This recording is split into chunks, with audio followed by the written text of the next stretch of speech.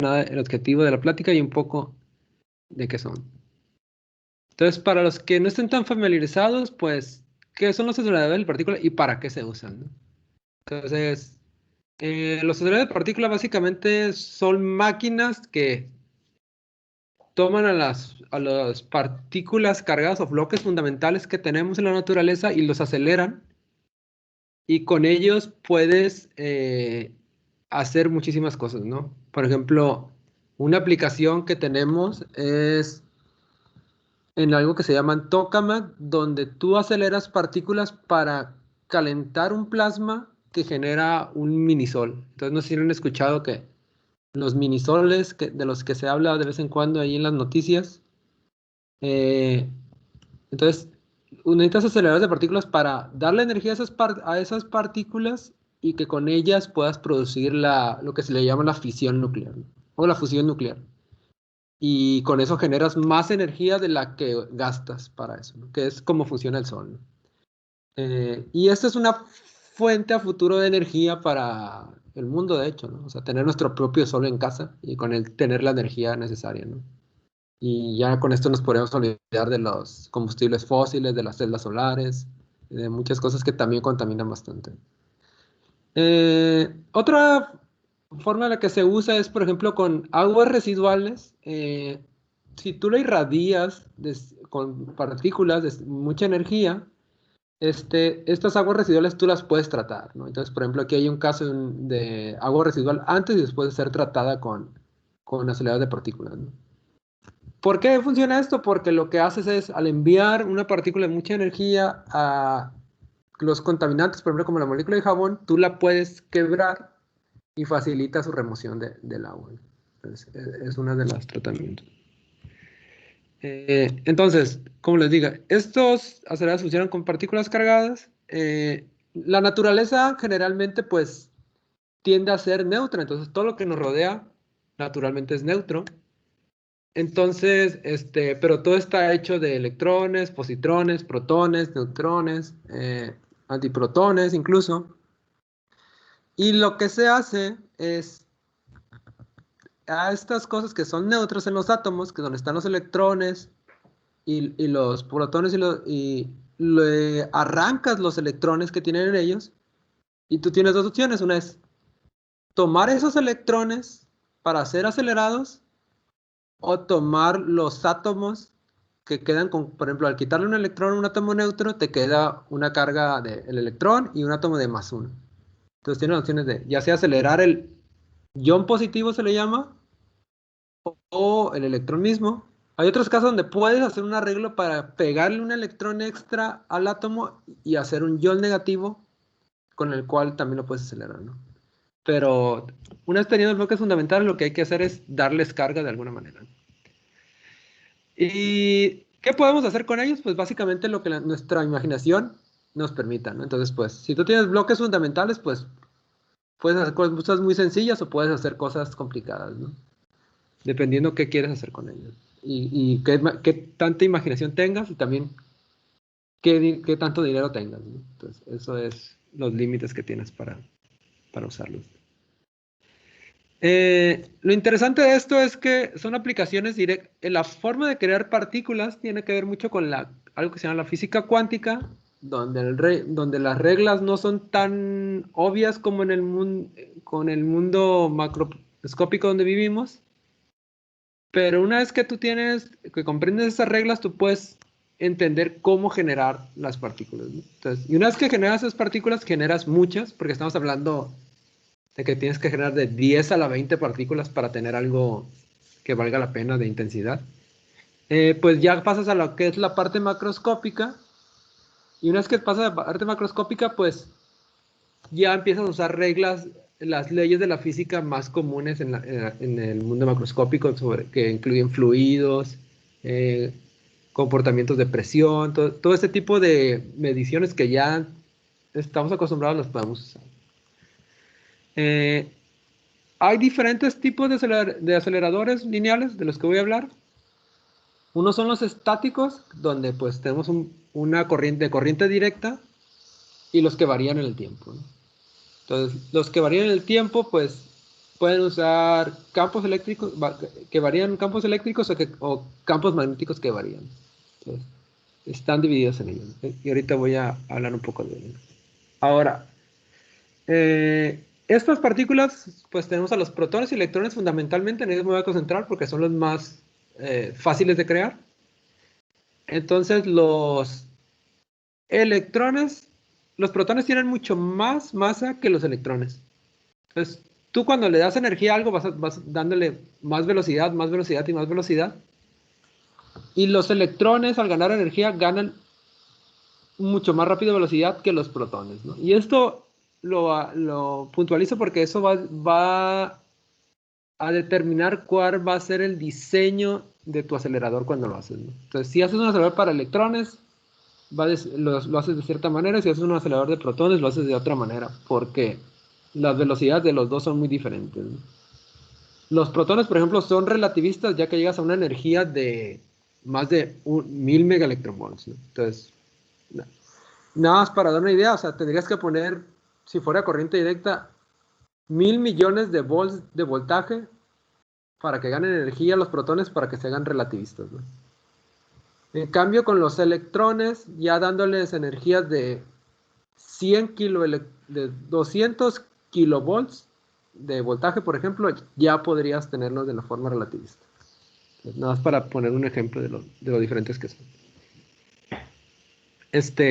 Ahora, ¿por qué están divididos en dos, en estáticos y en de radiofrecuencia? Porque, por ejemplo, el estático, tienes que crear un voltaje grande para acelerarlos. Entonces, y ese voltaje es tu límite, ¿no? Entonces, pues, a los que no sé si les ha tocado trabajar a crear fuentes de alto voltaje, rápidamente llegas a un límite en el que ya no puedes llegar a algo más arriba porque llegas con cortocircuitos.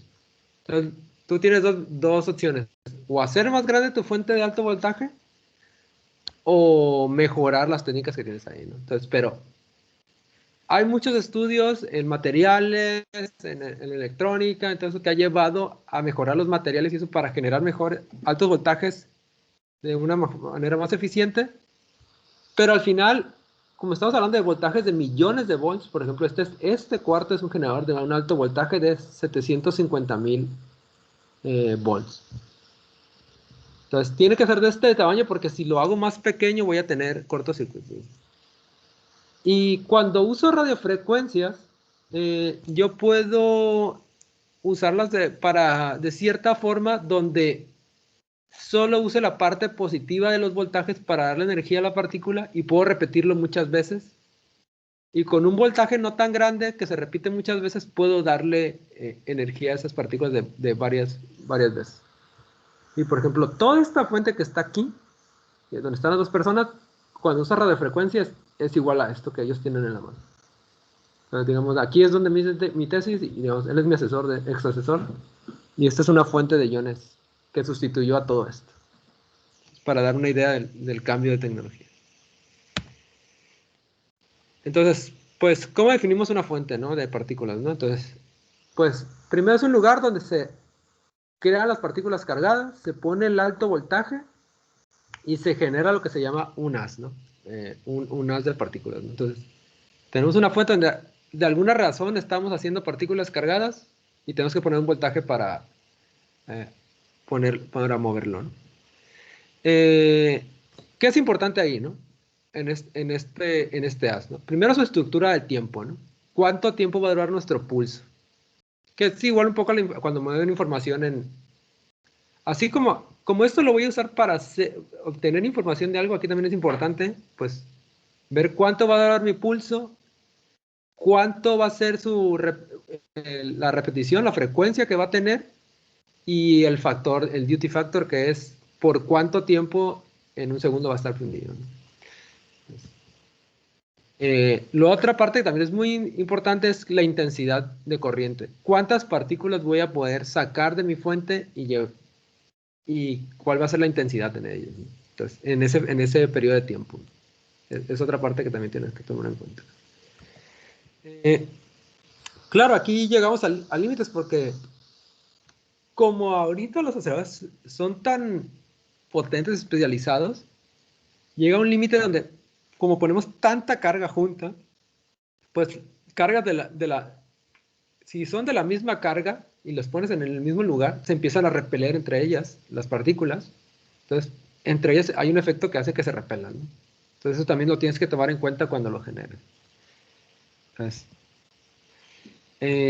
ahora, cuando uno genera las partículas, no todas las partículas tienen exactamente la misma energía, ¿no? Entonces, sino que tienen una temperatura dada entre ellas que hace que tengan diferentes energías, ¿no? Entonces, por ejemplo, aquí yo genero unas cuantas partículas y las acelero. Y si se fijan, aquí a la derecha es una simulación de cuando se generan partículas y se aceleran por primera vez y van de la izquierda a la derecha las partículas, donde son aceleradas. Y uno esperaría que todas vayan en línea recta, pero como hay diferencias en energía entre ellas, pues pueden ver que muchas divergen hacia los lados. Estas rayas son las partículas de cómo se están moviendo. Y esto es por la diferencia de energía que hay entre ellas. Entonces, no hay una fuente de partículas que te pueda dar que todos los electrones o todos los protones salgan en la misma dirección. Entonces, sí hay una componente ahí. Y esa componente tiene que ver con la temperatura, que es qué tan divergente va a ser tu fuente de partículas, tiene que ver con la temperatura a la que generan las partículas. Entre más temperatura tengan cuando las generan, más divergentes son, ¿no? Entonces, aquí vale aclarar que hay algo que se llama brillantez, y eso lo pueden ver, por ejemplo, así, como si tú tienes una lámpara normal de mano y un láser, ¿no? Entonces, como el láser es mucho más eficiente en la forma de crear partículas o de crear fotones fríos, cuando tú apuntas con el láser, pues el láser no se abre mucho. Sí se abre, si ustedes comparan el punto por donde sale el láser y a donde termina, van a ver que sí es más grande. Pero si tú lo comparas con una lámpara de mano, pues obviamente la luz en la lámpara de mano sale para todos lados. ¿Por qué? Porque esos fotones salen se podría decir que tienen más temperatura entre ellos que el del láser. Por eso que se abren más rápido. Y es lo mismo aquí con los electrones o los protones. Tú los envías y puede que salgan muy colimados o puede que salgan abriéndose muy rápido, ¿no? Todo depende de qué temperatura los crees. Como ya lo dije, lo de la masa del electrón, pues es 1836 veces más pequeña que la masa del protón. Y para generarlos, pues necesitamos hacerlo ya sea por producción de superficie para los iones o por producción de plasma. Y para los electrones por fotoemisión o por emisión térmica, ¿no? Entonces voy a hablar un poco sobre eso. Y una vez que los tengas, pues necesitas poner un extractor para sacarlos de ahí, ¿no? Y una regla fundamental es que el voltaje que pones al inicio tiene que ser muy grande porque entre más voltaje pongas, más corriente puedes extraer de tu fuente de partículas. Entonces, es una regla fundamental. ¿Cuál es el problema de eso? Que, pues, uno pensaría, dicen, bueno, pues puede ser fácil, ¿no? Simplemente pongo un alto voltaje, pero, por ejemplo, aquí les pongo el aislante que se tenían en un alto voltaje y pueden ver cómo el arco quemó la cerámica, ¿no? Esto mide como unos 40 centímetros este aislante, ¿no? Pero el voltaje era tan grande que falló. Y pues como esta pieza, pues es muy cara, lo que tienes que hacer es primero simular todos tus voltajes, por ejemplo, y ver si, por ejemplo, esta es una simulación de voltaje y puedes ver cuando hay un foco rojo peligroso de alto voltaje o no, ¿no? Entonces, por ejemplo, aquí está muy concentrado el alto voltaje en esta parte, entonces se rediseña la geometría para que, que los focos peligrosos de campo eléctrico no sean tan graves. Eh, Otra cosa que puede pasar es que cuando envíes las partículas no salgan como tú esperabas y puedes golpear el metal. Entonces, por ejemplo, aquí es unas de partículas que estaba golpeando el metal y dejó esta marca, ¿no? Y pues lo confirmas con simulaciones. Por ejemplo, hicimos las simulaciones y vimos qué estaba pasando y vimos que efectivamente sí, las simulaciones explicaban por qué el haz de metal, por qué el haz golpeaba el metal y pues se solucionó el problema, ¿no? Pero sí si no tienes cuidado, fácilmente puede salir mal. Entonces, ya hablé un poco de la repulsión de las cargas, de cómo, pues, todos estos haces están hechos de partículas de la misma carga, entonces, cómo se repelen. Y el voltaje, pues, si yo pongo una regla a eso, voy a tener que la corriente máxima es proporcional al voltaje a la 3 medios que ponga de luz. Entonces, si yo pongo un voltaje aquí pequeño, esto también decae muy rápido. Para las fuentes de electrones, ¿no? Entonces, cuando tenemos un material, lo que tenemos son los átomos en la superficie y tenemos que ingeniárnosla, por ejemplo, si lo queremos tener los electrones en la superficie, es cómo arrancarlos de ahí sin dañar el material, ¿no? Porque también, si va a ser una fuente de electrones, yo quiero que donde saque los electrones dure muchísimo tiempo ahí, ¿no? Para no tenerlo que estar cambiando muy rápido, ¿no? Entonces, pues, aquí necesitas investigación un poco de lo que se llama estado sólido, que es para entender cómo los electrones se comportan en los materiales y a ver a qué energía, por cada compuesto tiene una energía característica a la que le puedes arrancar los electrones. Este, entonces, en este caso, eso está estudiado por la energía de Fermi. Y se le llama la función de trabajo, que es la función a la que arrancas los electrones de los materiales, ¿no? Entonces, tenemos lo que se llama las bandas, que tenemos pues los átomos que están los electrones que están en la banda de valencia. Luego tenemos la banda prohibida, que es una banda, es un rango de energía donde los electrones tienes que darle una energía mayor a esa banda prohibida para arrancar los electrones del átomo y empezarlos a conducir. Y una vez que están en la banda de conducción, si tú pones, por ejemplo, si es metal, o digamos, si pones un metal y pones en la banda de conducción, pues pones un voltaje y los puedes mover de ahí. Pero si lo que quieres es usar el electrón libre, tienes que darle más energía para que una vez que pase de la banda de valencia, se brinque estas dos bandas, lo que es la banda prohibida, la banda de conducción, y llega a la banda de vacío, que es cuando lo arrancas, literal, del material. Eso es lo que necesitamos, ¿no? Y pues la más común de todas para electrones es la de emisión termiónica, que lo que haces es, tienes tu material, lo calientas y al calentarlo, los electrones van tomando energía suficiente para empezar a salirse de los átomos, ¿no? Y esos son los átomos y esos son los electrones que usan. Entonces, este es el más común de todos eh, eh, y, y ha sido usado en muchísimos lugares. Tanto que, por ejemplo, las televisiones antiguas, no sé si a ustedes les tocó conocerlas o todavía, pero esas pantallas grandes, gruesas, lo que tenían era un acelerador de partículas de electrones en la parte de atrás. Y lo que hacías, pues, calentabas cierto material donde empezaban a emitir electrones y tenías un alto voltaje para acelerarlo. Y pues algo importante es que una vez que generas el haz, a diferencia de la luz, así como con la luz con lentes de cristal lo puedes acomodar, aquí también puedes usar lentes, pero de campos magnéticos y eléctricos para acomodarlos al haz que generas. Entonces, con esto tú acomodas a las partículas a cómo quieres que vayan y a dónde quieres que vayan. Entonces, por ejemplo, esta era la fuente de una televisión. Aquí tú lo acomodabas y le decías hacia dónde quieres que girara y fuera y pegara en la pantalla. Entonces, era un electrón que va, pega en la pantalla, en el recuadro que tú quisieras de la máscara de fósforo y ya emitía un fotón rojo, en el verde o en el azul. Pero bueno, esto es una aplicación, digamos, industrial. Eh, una vez que tú lo ves ya en aplicaciones científicas, pues esta es una fuente, digamos, esta fuente estaba a 10 kilovolts o 20 kilovolts en casos extremos. Y esta es una fuente termiónica ya para investigación que mide alrededor de medio metro, está a 140,000 volts, ¿no? Entonces, hay una gran diferencia entre una y la otra. Y pues aquí sus pulsos duran microsegundos porque es tanta la intensidad que no puede manejar. Se quemaría si lo usaras por más tiempo. Entonces, 1.4 microsegundos pulsos a 5 Hz.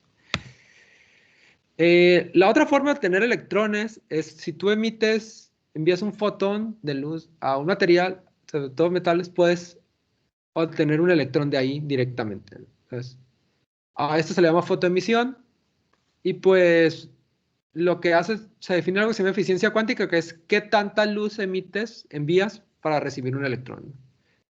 Entonces, por ejemplo, aquí hay varios materiales, por ejemplo, el cobre tiene una eficiencia cuántica de 0.01%. Y el arsenuro de galio con cesio tiene una eficiencia cuántica de 17%, ¿no? Entonces, el cobre quiere decir que por cada fotón que le envíes de luz, o por cada 100 fotones tienes un electrón. Y por cada 100 fotones que envíes del arsenuro de galio con cesio, pues tienes 17. Entonces tú dices, bueno, voy a usar arsenuro de galio con cesio para generar, cuando ocupe usar fotoemisión. Pero resulta que el arsenuro con cesio es muy sensible a impurezas en el aire. Entonces, para usar este fotocátodo, digamos, para generar electrones, necesitas estar a presiones de 10 a la menos 13 atmósferas. El equipo. Y el cobre no, el cobre con que tengas menos de una atmósfera ya empieza a funcionar. Entonces, todos tienen sus pros y sus contras, ¿no? Igual lo tienes que le tienes que estar poniendo cesio cada 4 o 5 semanas. A no, entonces pros y contras, ¿no? Entre todos ellos tienen una diferencia de pros y contras, ¿no? Ahora, pues, como les digo, necesitas ponerle fotones a... Este es un ejemplo de cómo se genera el haz. Envías un láser de luz y obtienes los electrones que generan un haz como este cono, ¿no? Entonces, este es el generador de alto voltaje con el cátodo. Y pues, para tener un haz de calidad, lo que tienes que usar es un láser muy bueno para hacerlo, ¿no? Entonces, generalmente esta fotoemisión es cara porque necesitan un láser, que el láser ya por sí solo es muy complicado de hacer. Y en el caso de que uses arsenuro de galio, por ejemplo, necesitas un láser de una potencia de al menos 50 watts. Es bastante complicado. Ahora, la fotoemisión pues funciona igual que con la emisión termiónica. Tú tienes tu banda de valencia. En el caso de los metales, pues la banda de conducción y la banda prohibida están embebidas, no hay diferencia. Y pues tienes que darle energía a los electrones para brincar a la banda de vacío. Y en ese semiconductor, y usando semiconductores como el arsenuro de galio, pues sí tiene la banda prohibida, la banda de conducción y la banda de vacío. Entonces lo que tienes que ver cuando vas a usar un material también para fotoemisiones, a qué longitud de onda es esto, para ver qué energía necesitas, ¿no? Entonces, por ejemplo, el cobre necesita 267, tiene una longitud de onda de 267 nanómetros y el arsenuro de galio es de 225, ¿no? Es una longitud de onda menor, que quiere decir que necesitas más energía, ¿no? Para generar Entonces, ya está esto en el azul. Entonces, es importante eso. Ahora, pues, como esto se está llevando a los límites de cómo generar, aquí está, en los generadores de partículas, lo interesante es que casi todo lo llevas al límite de lo conocido. Hay mucha investigación todavía en cómo generar. Me está saliendo que hay alguien en la sala de espera. Las personas. Sí, pero todavía no es aquí. Okay. Entonces, hay mucha investigación sobre qué materiales usar para generar los electrones, ¿no? En los cátodos para los aceleradores, ¿no? Y usualmente hay algo que se llama superlattice, se le llama, que está muy inspirado en las celdas solares, de cómo se ponen una gran cantidad de semiconductores para generar los electrones, pero con una pequeña gran diferencia, ¿no? Por ejemplo, cuando tú tienes una celda solar, pues llegan los fotones, generan los electrones y produces la corriente. Entonces, lo primero es que necesitas menos energía a los fotones porque solo los envías a la banda de conducción. Y lo segundo es que en acelerador de partículas, para que tu gas sea de muy buena calidad, casi siempre tienes que generarlo en menos de 1 mm². Entonces estamos hablando de que necesitas generar impulsos alrededor de más de 1 A en menos de 1 mm² del material. Entonces, por ejemplo, una celda solar, si bien te va a dar 100 veces menos que eso en la intensidad, la intensidad pico que puedes sacar de electrones, ¿no? Entonces, el juego es muy diferente entre los dos, ¿no? Entonces, los requerimientos que se tienen, ¿no? Y con la otra, como les digo, pues tiene que estar en vacío, ¿no? Entonces, todo esto que estoy viendo se lleva a cabo en una caverna que está al vacío, ¿no? Por ejemplo, esta es una fuente con la que trabajo ahí en Jefferson Lab, y esta es una fuente de fotoemisión para que vean cómo se ve por dentro. Entonces, este es el fotocato donde se ilumina con el láser y se obtienen los electrones, que es este. Y todo esto está dentro de una caverna, se cierra, se tapa y se pone un voltaje de 350.000 volts. ¿Ves? ¿Por qué 350.000 volts? Porque ellos están generando alrededor de 10 amperes en 1 mm². Y como les dije que el voltaje dice cuándo es la máxima corriente que puede sacar, pues ellos necesitan la máxima corriente que pueden. Y pues es algo muy interesante porque si pueden ver, esto es acero inoxidable, que está, que está pulido, se pule por al menos 2 semanas antes de poderse poner alto voltaje. Porque como son voltajes tan altos, si tú tienes un poco de rugosidad en el material, eso genera picos de campo eléctrico que, si tú pones el campo eléctrico muy intenso, puedes arrancarle los electrones también al material. Entonces tú solo quieres que haya electrones de donde tú quieres, del fotocátodo, porque tienen una temperatura muy baja.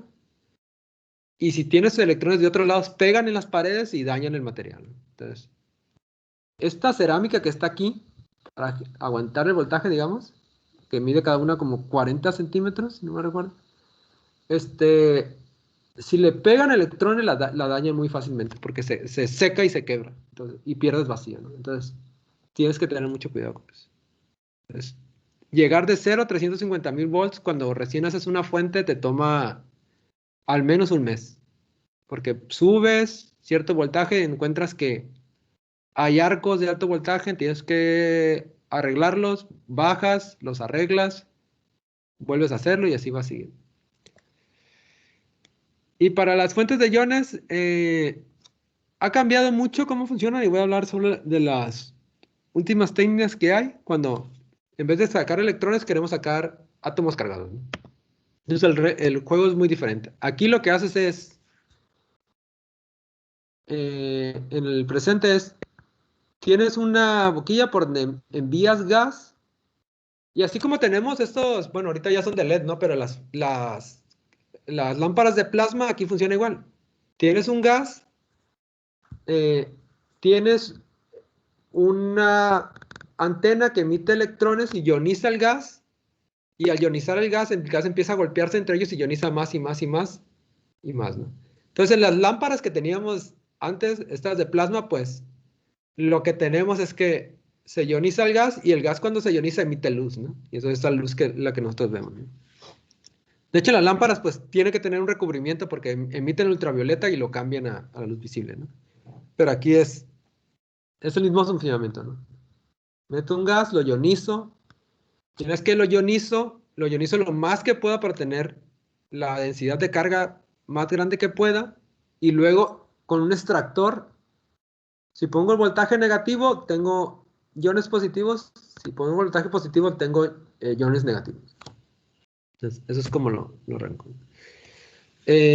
Ahora, no todos los átomos se ionizan de la misma manera. Entonces, por ejemplo, cada átomo tiene su energía de ionización característica, o qué tanta energía le tienes que dar, con qué tanta energía la tienes que golpear para arrancarle electrones y que se ionicen. Entonces, dependiendo qué quieras hacer, pues es el proceso que vas a usar, ¿no? Y qué tanta energía vas a gastar. Y está el otro, que es la producción de superficie de iones. Por ejemplo, esta es una fuente que está aquí en México, en el Instituto Nacional de Investigaciones Nucleares, que está por Toluca. Y lo que haces ahí es generas un material y haces un cátodo como este, lo inyectas aquí, lo pones aquí, y a este cátodo hay un efecto interesante que es si aceleras iones de cesio y lo golpeas, genera iones negativos. Es un proceso algo complicado, pero digamos, de ahí puedes obtener iones negativos, ¿no? Por producción de superficie. Y este es un cátodo nuevo y esto es cómo termina después de usarlo, ¿no? Cómo termina todo hueco, ¿no? Después de que lo usas para hacer los experimentos. Eh, a la hora de generar los iones con plasma, pues los iones al estar cargados, pues interactúan con el campo magnético. Entonces tú puedes usar el campo magnético para aplastar el plasma y que el plasma no se vaya a las paredes, ¿no? Porque al final, si tú tienes un plasma o un gas, pues simplemente si lo dejas suelto se expande, ¿no? Entonces al usar campos magnéticos tú puedes contenerlo y generar más plasma y plasma dentro de él. Ahora, hay efectos en las fronteras del plasma porque el plasma, cuando tú generas un plasma, ese plasma se llama pantalla porque al tener tanta carga, cuando tú mandas un campo magnético eléctrico, lo apantalla el plasma, entonces hay condiciones en la frontera donde, pues, si sacas iones positivos, funciona de una manera y si sacas iones negativos de otra manera. Entonces, cómo interacciona la frontera del plasma con el alto voltaje está en dos formas, ¿no? Esto es para cuando el voltaje quieres arrancar iones positivos y esto es cuando quieres sacar iones negativos, ¿no? Entonces, hay un estrangulamiento con los iones negativos que lo hace algo complicado. Y pues hay muchos procesos para estudiar a la hora de generar estos iones que son de plasma, como es calentamiento de electrones, el confinamiento del plasma que les digo, las colisiones entre el mismo plasma, procesos atómicos como ionización, excitación que uno tiene que entender, la superficie y procesos mecánicos porque también el plasma, digamos, puede estar así en 1000 grados, ¿no? Entonces tú también tienes que entender si lo que está rodeando el plasma va a aguantar eso, ¿no? Y al final lo que tienes que hacer es tomar todos estos parámetros para optimizar tu fuente. Y, por ejemplo, esta es la fuente donde hice mi tesis de doctorado, que es la fuente del Linux 4 en LHC. Y ahí lo que teníamos era 80 miliamperes de corriente de AS, que cuando tú lo trasladas con el voltaje con el que sacábamos, estamos hablando de un AS que tenía 40 kilowatts de potencia. Entonces, si tú tienes 40 kilowatts de lo que sea y no lo manejas bien, puedes dañar muy fácilmente cualquier cosa. Y bueno, y esas fuentes, en el caso de las fuentes de iones, dice uno, bueno, pues, ¿dónde se usa esto, no? Y realmente, algo interesante es que las, las fuentes de iones para investigación y en aplicaciones no son muy diferentes, porque son muy limitadas las formas de generar estos iones. Entonces, por ejemplo, lo que es radioterapia, que es hadroterapia en este caso, que usa ya sea protones o carbón. Los aceleradores que se usan ahí médicos son muy similares a los que se usan en investigación. Entonces, muchos de los aceleradores que están en hospitales, pues aquí en México no existen, pero en otros países de hadroterapia, son una copia de algún acelerador ya algo descontinuado para investigación básica, ¿no? Y por ejemplo, si quieres generar antimateria, pues ahí todavía es un poco más interesante, que es algo que estaba empezando, porque aquí lo que tienes que hacer es generar electrones, darles mucha energía a los electrones y que esos electrones golpeen un blanco, y hay un proceso donde al golpear el blanco, los electrones convierten toda su energía, ya sea en nuevas partículas que son positrones, rayos X o electrones, ¿no? Entonces, así es como funciona, ¿no? De hecho, digamos, todas las máquinas de rayos X que uno conoce, incluso cuando va al dentista, funciona así. Tú generas electrones, los aceleras, golpean en una placa de metal y eso genera los rayos X, ¿no? Solo que en este caso, aparte de generar los rayos X, tú te quedas con los positrones, ¿no? Entonces, así es como funciona. Ahora, lo de las cavidades de radiofrecuencia, una vez que generas estas partículas, dices, bueno, ¿cómo las voy a acelerar y por qué son tan pequeñas como lo estoy diciendo? Entonces, aquí alguien descubrió un truco muy interesante. Entonces, supongo que todo el mundo conoce lo de la caja de Faraday. Y lo que haces es que tú tienes eh, un campo magnético que oscilante, o un campo eléctrico oscilante, y a un alto voltaje. Entonces, si tú pones a una partícula ahí, cuando es positivo, la acelera. Entonces, el truco que alguien descubrió es que si en el camino de la partícula que está acelerando de izquierda a derecha, pones una caja de Faraday, cuando el voltaje sea negativo y vaya a desacelerar, no, a desacelerar a la partícula va a estar dentro de la caja de Faraday y no va a haber ese voltaje. Y cuando salga de la caja de Faraday, el voltaje va a ser positivo otra vez. Entonces, tú solo necesitas generar un voltaje oscilante dentro de un volumen y ir protegiendo la partícula con cajas de Faraday, ¿no?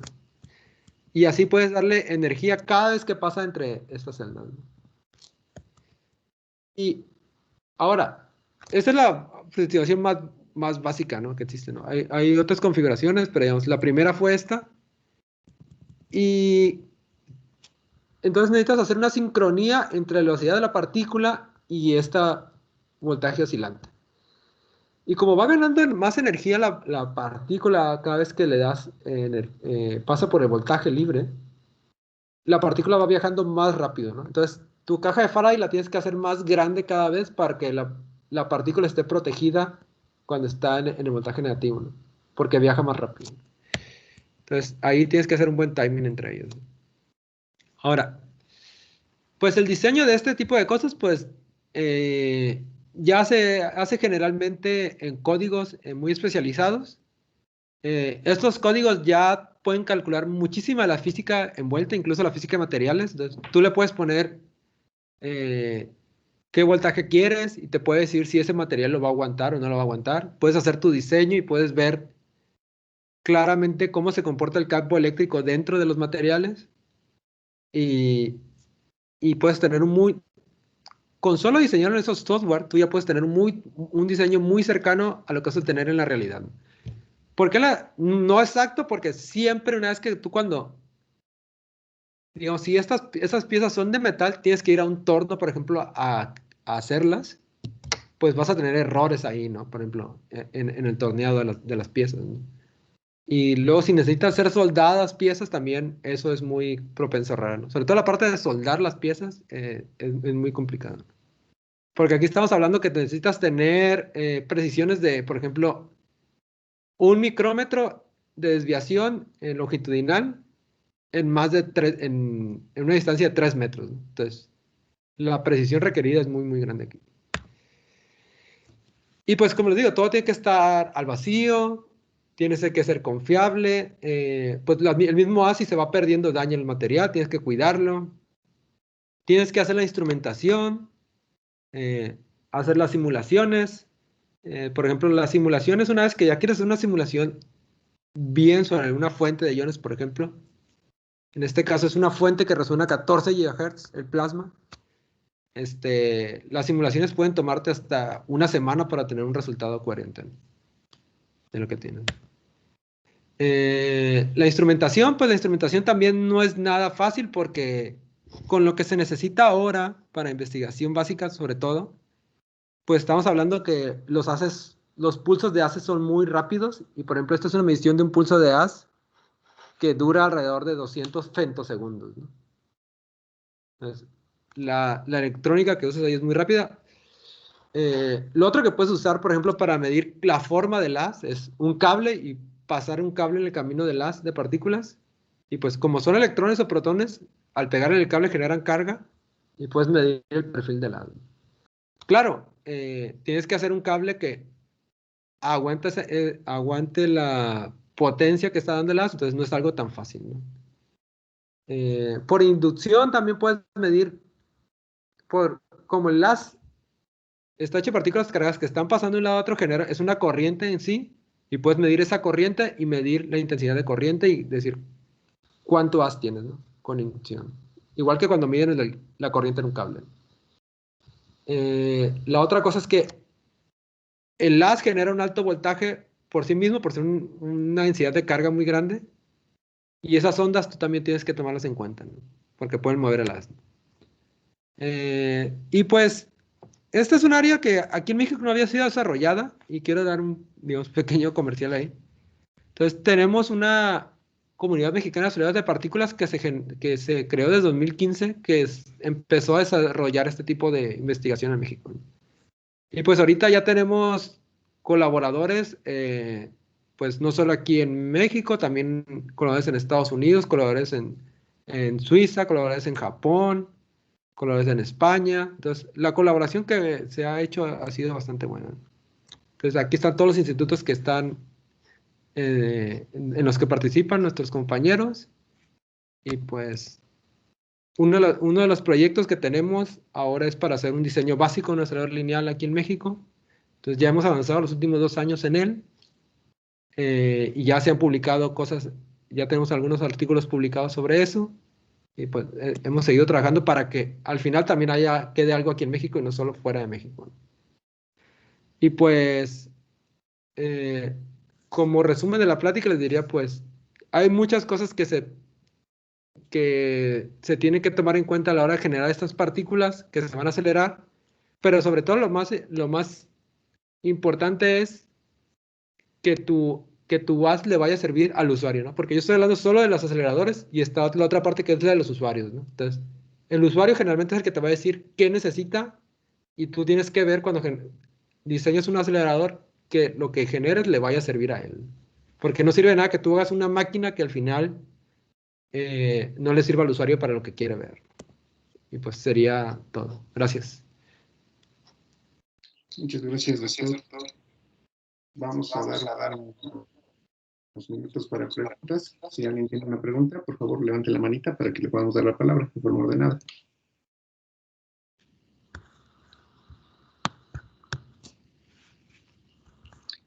Mientras se animan a preguntar, yo quisiera preguntarle, doctor, ¿qué tan caro es equipar un laboratorio para poder hacer un acelerador de partículas? Pues esa pregunta es bastante... Para hacerlo, o sí es bastante caro, pero creo que ya estamos en un nivel aquí en México donde ya debería ser posible, porque voy a dar un ejemplo, ¿no? Entonces, digamos, necesitas un analizador de redes, por ejemplo, y el analizador de redes, yo creo que tiene un precio como de unos 800,000 pesos. Lo otro que necesitas es un centro CNC para hacer tus piezas. Y pues el centro CNC, digamos, nosotros aquí en Sinaloa ya tenemos uno, pues sí nos costó como 3 millones de pesos, algo así. Pero, entonces sí, yo diría que necesitas una inversión de al menos unos 15 millones de pesos para ya tener todas las herramientas para hacerlo. Y por lo que nos mostraba en su presentación, la parte de instrumentación electrónica pues es bastante importante, ¿no? Y también bastante compleja. Sí, de hecho en casi todos los aceleradores del mundo, la verdad, yo soy físico, ¿no? Pero, digamos, en una plantilla de un acelerador, los ingenieros electrónicos generalmente son la plantilla más grande de todos, ¿no? O sea, físicos son pocos, pero hay más ingenieros electrónicos envueltos ahí. Uno ve las fotos, ¿no? Del que tienen allá en el CERN, y es impresionante, ¿no? La cantidad de electrónica que lleva una sección transversal del acelerador nada más. Sí, pues de hecho ahí alguien me hizo un comentario que por cada metro, o sea, mide 27 kilómetros, y dicen que por cada metro lineal es como 2 tesis de doctorado de electrónica y otras 2 de física y otras 2 de materiales. Algo así. Sí, está bastante impresionante. Y ustedes ahorita en lo que están desarrollando ahí en su grupo, ¿buscan ahorita el poderlo tener? ¿Qué tan avanzados están? Y si ya tienen en mira alguna aplicación de qué hacer con su acelerador. Sí, mira, eso es un poco ir en círculos aquí en México porque como es un área nueva, es difícil también explicarle a los usuarios, ¿no? Porque al final lo que necesitas tú son usuarios que te digan, a mí me interesa. Entonces, muchos usuarios no lo necesitan porque pues no lo tienen. Y otros usuarios pues lo quieren, pero lo quieren ya, ¿no? O sea, entonces, también hay que dejar claro que eso es difícil, ¿no? Pero, por ejemplo, nosotros en nuestro grupo, ahorita tenemos varios proyectos. Uno de ellos era ahorita uno que tenemos activo es para generar un acelerador médico, porque aquí en México hay un gran problema de falta de aceleradores para radioterapia de electrones, ¿no? Sobre todo por el problema de cáncer de mama en las mujeres. Eso es un proyecto que tenemos, que ya tenemos algo avanzado. Tenemos ese acelerador que presenté, que es un acelerador más para investigación. Y el acelerador de ese de cáncer de mama puede ser de manera muy fácil el diseño cambiado para también ayudar a la irradiación de alimentos, que es otro problema que tenemos, que casi no tenemos lugares donde se irradia alimentos o materiales para uso médico, por ejemplo, si hubiéramos tenido esos equipos aquí en México durante esta pandemia, gran parte del material se pudo haber desarrollado fácilmente aquí, pero la falta de esos equipos no lo permitió, porque pues con ellos esterilizas el material y ya te sirve para uso médico. Entonces, ese es un gran problema que hay. Y los pocos lugares que hay aquí en México, como no hay especialistas en aceleradores, lo que usan es fuentes radiactivas en vez de aceleradores lineales. Entonces, y ya es que cada rato parece que se perdieron fuentes radiactivas por todos lados. Creo que ahorita hay una perdida, de hecho. Vale. Es, Y es- mostraba una imagen al principio, ¿no? De tratamiento de aguas, de la diferencia del antes y el después. Ujú. También esa podría ser una aplicación que se puede hacer con el que ustedes están usando o se necesita, o es otro diferente. También se puede usar para eso. De hecho, ahí tenía una colaboración con alguien, con unas personas de Inglaterra. eh, y por ejemplo, donde es muy crítico aquí en México es en el uso de agroquímicos porque, por desgracia, no se tiene la costumbre de manejarlos bien en el campo, pues. Entonces, y hay casos tan extremos donde hay programas del gobierno, ahora que me enteré, donde van a los canales y juntan los botes de los agroquímicos porque los usan y literal los avientan los botes con lo que les sobró ahí el canal. Entonces el gobierno tiene incluso programas para ir a recoger los botes que la gente tira en los canales de agua, ¿no? Entonces, Ya. si tú los irradias, puedes romper las moléculas y hacerlo sin... Porque al final todos los agroquímicos y todo lo que usamos generalmente es inofensivo cuando está separado, pero es dañino cuando ya está en la mezcla química, ¿no? Entonces, la idea es que lo irradies para eliminar la mezcla química, romper la mezcla. Está muy interesante. Gracias, doctor. Sí. Otro uso que tiene, fíjate, ahorita que me acordé, más en electrónica, en los plásticos, para que se irradia el plástico que rodea los cables para que aguanten más el calor y no se prendan fuego. Está interesante. Gracias, doctor. ¿Alguien de los asistentes que tenga alguna pregunta, algún comentario para el doctor Valerio? Sin miedo. Adelante, adelante, pregunten.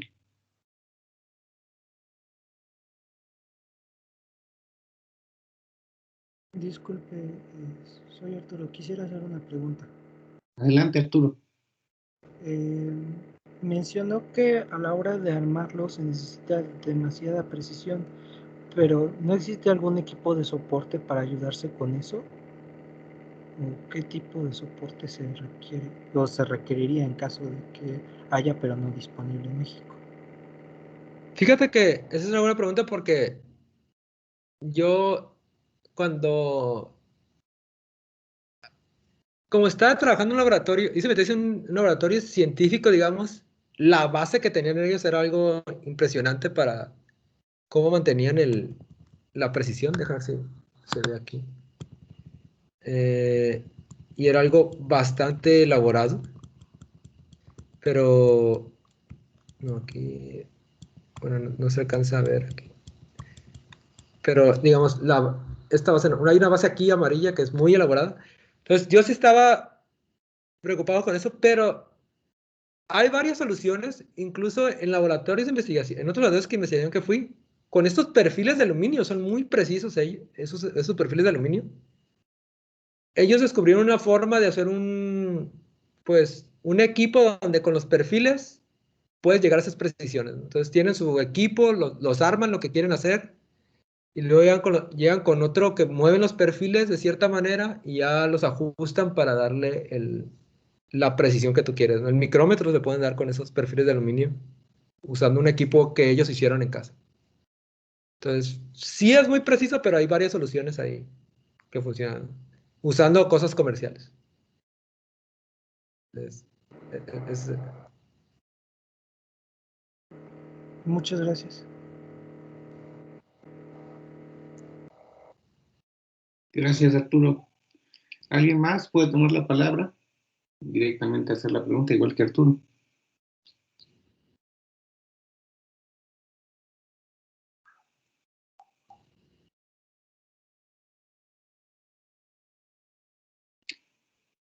Creo que ya no hay más preguntas. Bueno, ok. en ese caso le damos las gracias al doctor Cristian.